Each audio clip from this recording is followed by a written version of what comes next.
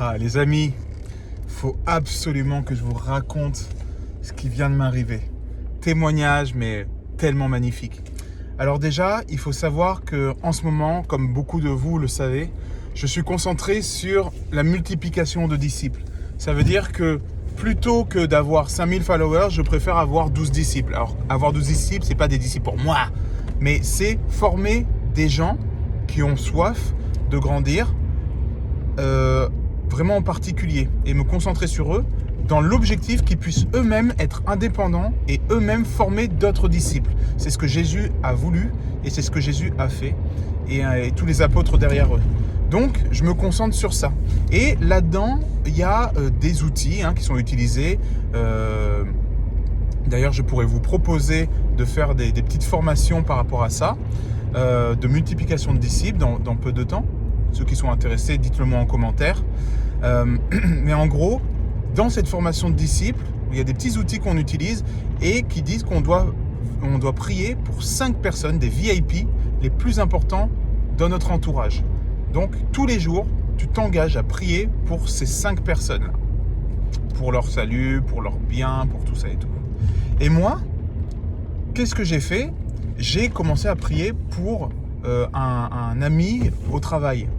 Mais vraiment, c'est plus qu'un copain, c'est un ami, c'est quelqu'un que j'apprécie énormément, on s'apprécie vraiment beaucoup. Moi, je suis peintre, d'accord? J'ai un atelier de peinture et dans cet atelier de peinture, eh bien, j'ai un autre peintre avec qui je travaille, avec qui on échange beaucoup. Et en fait, comment ça s'est passé? Déjà, cet atelier, c'est le Seigneur qui me l'a envoyé parce que je devais quitter Paris et j'ai dit au Seigneur, Seigneur, c'est toi qui veux que je quitte Paris.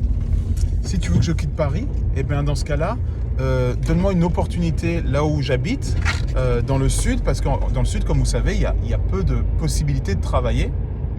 Donc, offre-moi quelque chose pour pouvoir bien travailler et tout. Et il m'a offert un atelier. Et cet atelier, c'est cet ami-là, Lionel, qui l'a amené. Donc, Lionel, quand on s'est vu pour parler de cet atelier, avant même qu'on ait les clés, eh bien, il avait une rage dedans. Et moi, j'ai commencé à lui parler de Dieu, lui parler du fait que Jésus, dans la parole de Dieu, guérissait, et je lui ai mis la main sur la joue. Instantanément, la douleur avait disparu. Il a halluciné, d'accord? Mais le lendemain, une autre dent avait été tellement douloureuse, une dent qui était parfaitement saine jusque-là, elle était tellement douloureuse que le dentiste a dû lui enlever la dent en urgence. Donc il m'a dit, mais qu'est-ce que c'est ça? Et je lui ai expliqué ce que c'était, que les attaques, que les combats spirituels qu'il pouvait y avoir, qu'est-ce qu'un vol de témoignage, etc. On en a déjà parlé dans quelques vidéos. Et donc là, Lionel, je me dis, il va croire. Il a vécu une guérison, une vraie. Sa dent, là, elle est toujours nickel, quoi. Il a plus mal. Eh bien non, il ne croyait pas forcément, mais il était intrigué. Une deuxième fois, il avait un super mal au bras. J'ai prié pour lui, guéri. Guéri, il avait plus mal au bras. Après, c'est quelqu'un qui joue beaucoup, qui fait beaucoup de sport, notamment du golf. Et en faisant certains mouvements, il s'est reflingué le bras plusieurs fois. Mais quand j'ai prié, il y a eu un avant-après extraordinaire. Pareil, un jour, il s'est bloqué le dos devant moi. Il a crié, il a fait « Ah non, je me suis bloqué le dos !» J'ai dit « Attends, je vais prier. » Et bam, plus rien d'un coup. Donc il a fait « Mais c'est extraordinaire !» Et là, on parlait de Dieu. Mais il faut savoir que Lionel, c'est un sceptique. Si vous avez déjà rencontré des sceptiques dans votre vie, Lionel est sûrement encore plus sceptique qu'eux. Ça veut dire que Lionel, c'est quelqu'un d'hyper ouvert à entendre toutes les choses, à entendre ton discours, à entendre le discours de tout le monde, mais il a ses idées et il va apprécier discuter avec toi, mais il a ses idées. Et tant qu'il n'a pas la preuve, eh bien lui, il préfère croire qu'il est une bonne personne et qu'il fait de son mieux et que tout va bien. Alors j'ai essayé, et ça fait 1 an et demi que j'essaye par tous les moyens de lui faire comprendre que oui, mais en se comparant les uns aux autres, si on est tous pécheurs, en se comparant avec des pécheurs, le salut, tout ça. Et j'ai essayé toutes les versions possibles, imaginables, mais il était toujours très ouvert. Il a toujours vécu des expériences spirituelles fortes avec moi parce qu'il voyait autour de moi des gens qui se convertissaient, des gens qui étaient guéris, des choses incroyables qui se passaient. Mais pour lui, il pouvait toujours avoir une explication. Et il se disait, moi, je ne veux pas me cerner dans quoi que ce soit. Je veux juste observer. Je trouve que c'est bien. Je crois que ce que tu fais, c'est cool, mais j'ai pas encore les réponses de pourquoi. Et voilà. Et ça, c'était quotidien. Donc moi, j'ai jamais trop insisté avec Lionel. J'ai toujours été un bon témoignage avec lui, mais j'ai jamais dit ah mais tu te rends pas compte tout ça. Non, non, c'était toujours des discussions très agréables. Je suis pas en panique en me disant oh, Lionel va être perdu, il va aller en enfer. Non, je me disais eh ben si Dieu veut, moi je dois être un bon témoignage pour qu'il comprenne, qu'il voit qu'est-ce qu'un chrétien. Et effectivement, au fur et à mesure, je voyais qu'il avait même dans ses mots des réflexions un peu différentes. Il s'énerve jamais, mais il disait peut-être moins de gros mots sur certains trucs. Il changeait de mentalité sur d'autres. Voilà. Je le voyais transformer, mais tout en douceur. Lionel, c'est vraiment tout en douceur. C'est le gars cool. Et hier, on a une ultime discussion où je lui montre presque un peu le biais de la théorie du complot. Je lui montre les vidéos de l'heure de se réveiller pour qu'il voit que, effectivement, quand même, les preuves que Satan existe, il y en a quand même pas mal, que dans le monde dans lequel on vit, il se manifeste beaucoup, que les codes, les signes sont nombreux. Donc, je lui montre ces choses-là. Il voit, il est vivement impressionné par ces vidéos, c'est très bien fait tout ça. Hein. Et je lui dis, mais tu vois, quand tu as la preuve que le diable existe, tu as la preuve que Christ existe, parce qu'ils sont tous antéchrist, tout ça. Et il dit, non, pas forcément, je suis pas d'accord, voilà. Et là, je me dis, bon, c'est Lionel le sceptique. Je continue, et moi, j'aime ce mec, donc de toute façon, je suis juste à partager avec lui, et sans tabou, juste, je lui donne, sans calculer, et me dire, ah, il va se convertir, pas du tout. Sauf que là, on a une discussion par rapport à ça, et là, je lui dis, waouh, ce que tu me dis, ouais, il me dit, mais moi je comprends pas. En gros, Jésus, il est pas juste parce que c'est lui qui a créé le diable. Donc, si le diable existe, c'est de la faute de Dieu, c'est de la faute de Jésus dans cette histoire. Et donc, moi, je trouve ça injuste.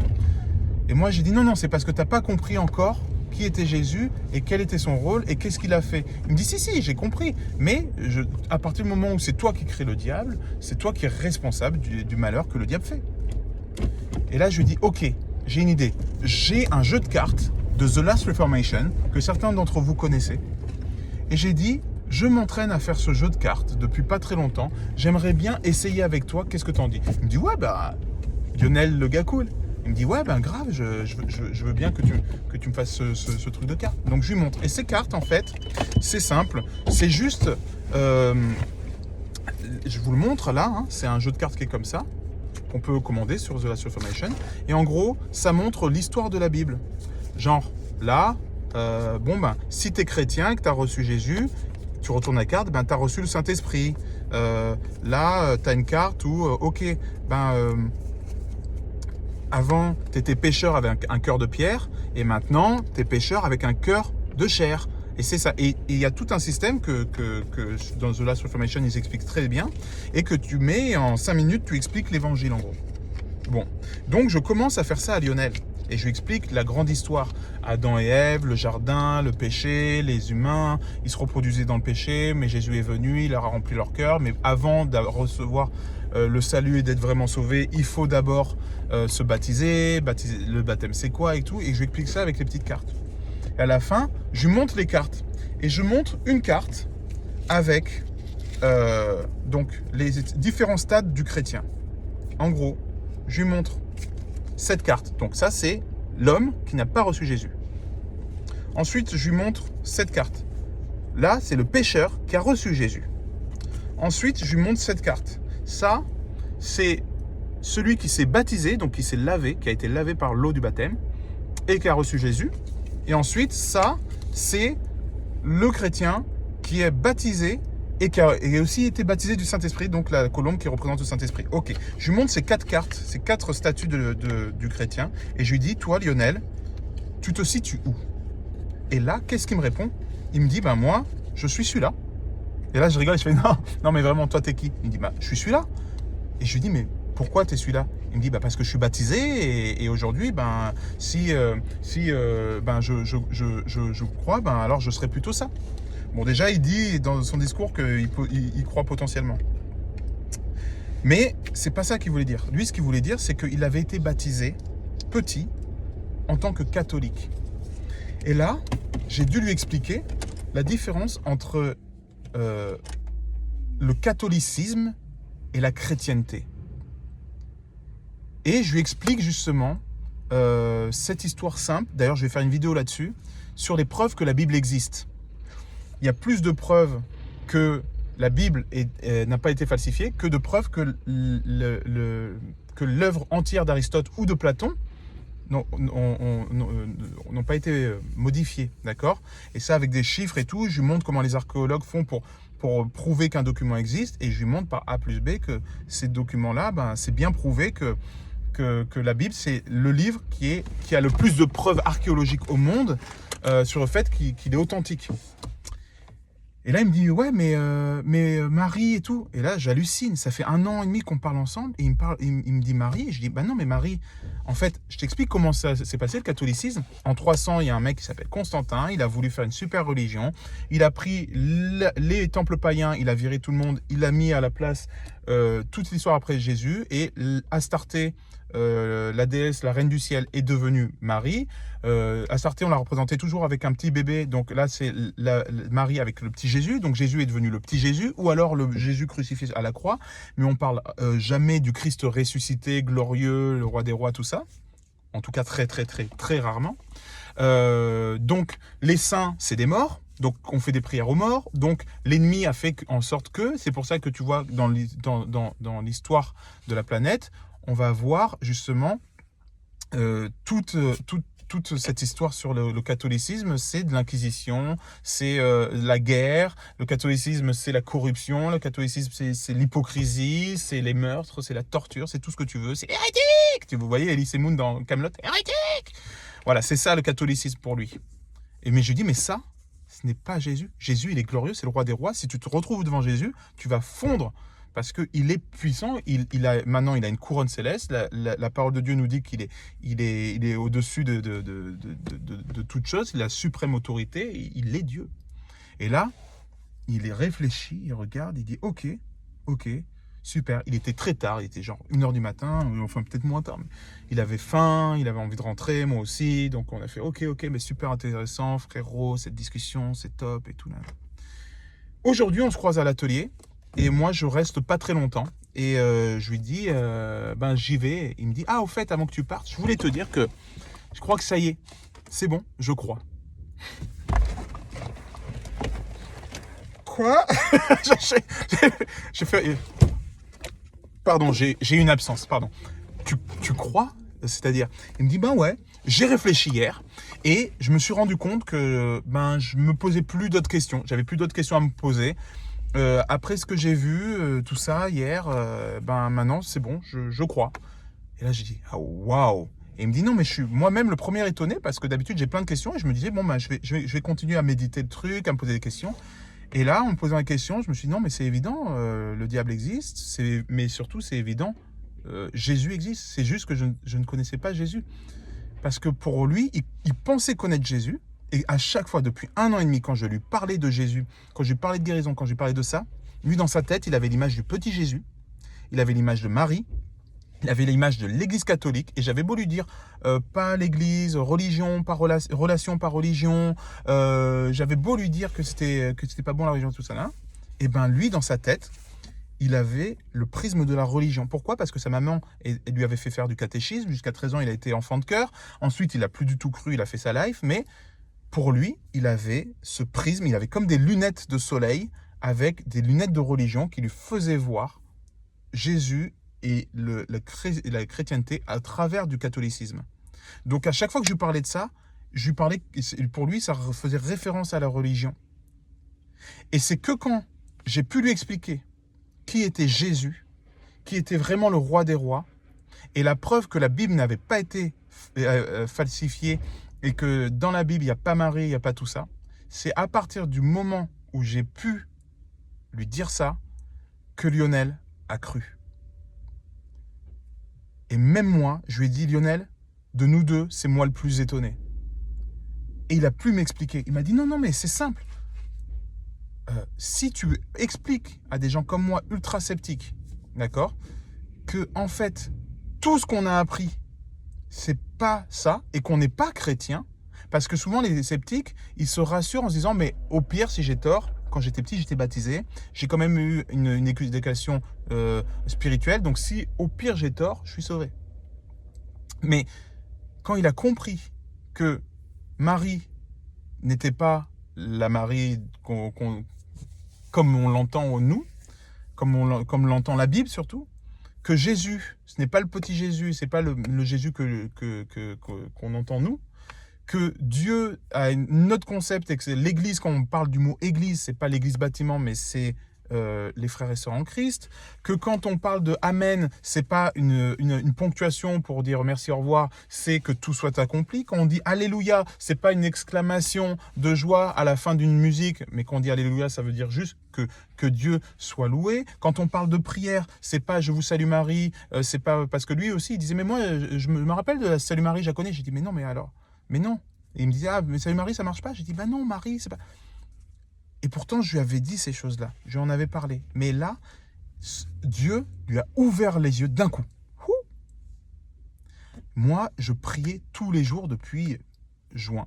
Juin, juillet, août, septembre, octobre, novembre. 6 mois. Ça fait 6 mois que je prie quasiment quotidiennement pour lui.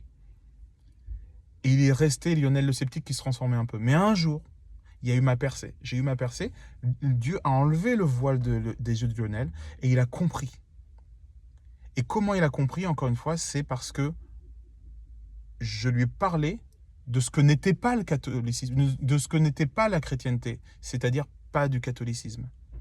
Et quand il a eu ça, il a eu l'évidence, il est rentré chez lui, et là il a cru. Donc on a pu faire la prière, il a demandé, il a dit « Jésus-Christ, je crois que tu es mon sauveur et mon Seigneur, je te demande de rentrer dans mon cœur à partir de maintenant. » Il a fait cette prière et c'est bon, maintenant il est dans ses mains. Je vais continuer à l'accompagner, tout ça. Je lui ai demandé si je pouvais témoigner et dire son prénom. Il m'a dit, ouais, mais grave et tout. J'ai même dit, un jour, il faudra que tu viennes témoigner.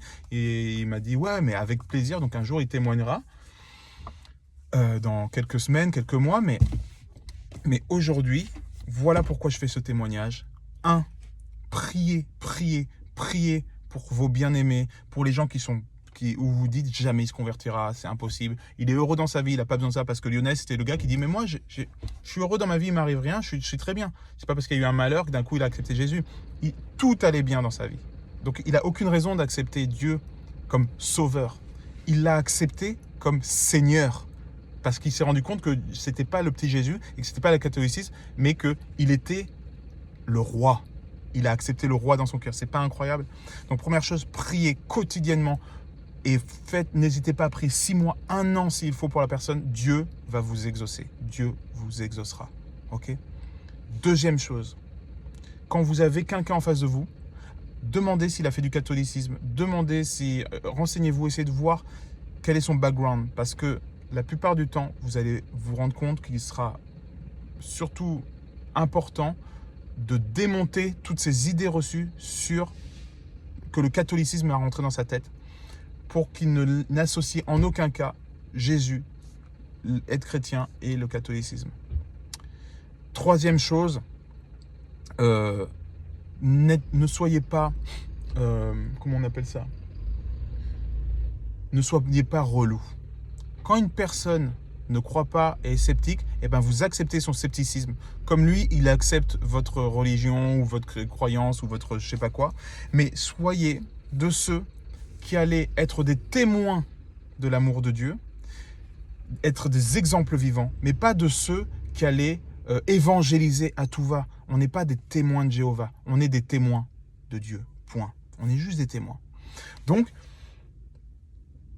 je me rends compte que le fruit que j'obtiens aujourd'hui, c'est juste de la patience, beaucoup d'amour, juste vivre la chose sans me censurer. Alors, je n'étais pas en train de raconter dans tous les détails de ma vie, en relation avec Christ, parce que parfois, ça serait too much. On parlait de plein de choses, et aussi de Dieu, mais je ne me censurais pas, ni pour parler, ni pour ne pas parler de Dieu avec lui. Donc, la patience, l'endurance, et surtout, chercher tous les sujets qui peuvent être des blocages. Et à un moment donné, Dieu, il va dire, ok, ça c'est le dernier caillou que tu enlèves. Enlève le caillou du catholicisme. J'enlève le caillou, le mur s'effondre. Waouh. Merci Seigneur. Merci pour la vie de Lionel. Vraiment, si vous pouvez faire une prière pour que Lionel continue à avoir ces révélations, qu'il continue à grandir, que le Seigneur le touche puissamment, qu'il puisse avoir vraiment de... Voilà, qu'il puisse... Voilà, mais on a une nouvelle âme sauvée aujourd'hui et c'est magnifique. Merci Seigneur. Et vraiment, je prie aussi pour vous que dans votre entourage, tout le monde sache que vous soyez chrétien. Que personne se dise, elle ou lui, il n'est pas chrétien. Et que ce ne soit pas un problème, que vous soyez juste de tellement bons témoins, que votre caractère et votre comportement soient tellement bons, à l'image de la grâce que Jésus a mis en vous et qui vous transforme à son caractère, que vous soyez tellement un bon témoignage pour les personnes, pour vos enfants, pour vos parents, tout ça, qu'à la fin, ils vont céder et ils vont dire, ok, moi, j'ai cru parce que si, j'ai plus cru parce que ça, mais surtout, tu m'as aimé. Et la façon dont je te vois et dont tu as agi avec moi, vous verrez qu'à chaque fois, ils vous diront, c'est parce que tu as été comme ça avec moi, qu'à la fin, j'ai pu faire mon enquête personnelle et tu n'as pas lâché, même si j'ai été dur de cœur, même si je te refoulais, etc. C'est incroyable. C'est incroyable. Priez sans cesse pour vos bien-aimés, pour tous ceux que vous voulez voir convertis et vous verrez du fruit et vous aurez vos récompenses. Ce sera déjà la conversion. Vous savez que la parole de Dieu nous dit que le plus grand miracle, c'est pas de guérir les malades, c'est pas de chasser les démons, c'est pas de ressusciter les morts. Le plus grand des miracles, c'est quand une âme vient à Christ. C'est une âme qui vient au salut. C'est ça le plus grand miracle. Aujourd'hui, je viens de voir le plus grand miracle que la Bible puisse nous révéler, puisse nous souhaiter.